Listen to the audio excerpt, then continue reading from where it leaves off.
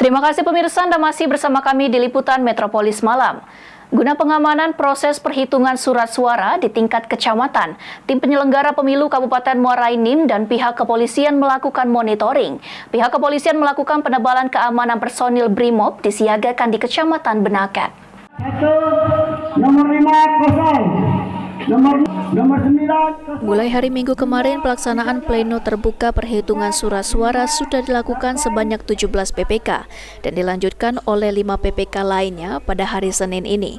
Guna memastikan pengamanan di lokasi, pihak KPU dan Bawaslu Muara Enim serta pihak Polres Muara Enim dan Kodim 0404 melakukan monitoring ke sejumlah kecamatan. Dikatakan Kabak Ops Polres Muara Enim, Kompol Tony Arman, jika saat proses perhitungan surat suara dilakukan penebalan keamanan dengan menambahkan personil kepolisian dibantu dari personil TNI. 15 personil dari BRIMOB ikut ditempatkan sebagai personil tambahan.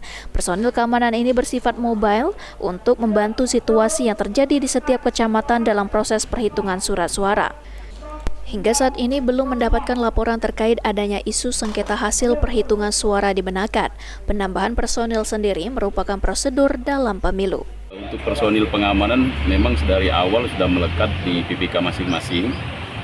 Namun untuk giat hari ini kami pertebal kembali. Jadi ada penebalan personil Sabara, kemudian ada juga di standby-kan personil BRIMOB. Untuk di Benakat tadi kita tempatkan 15 personil. 2 hari berjalannya pleno rekapitulasi suara dari 22 kecamatan yang ada di Muara Enim berjalan kondusif. Pihak kepolisian belum mendapatkan informasi terkait masalah yang terjadi.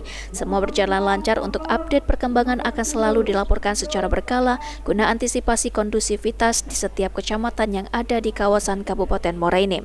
Mardian Syapal TV.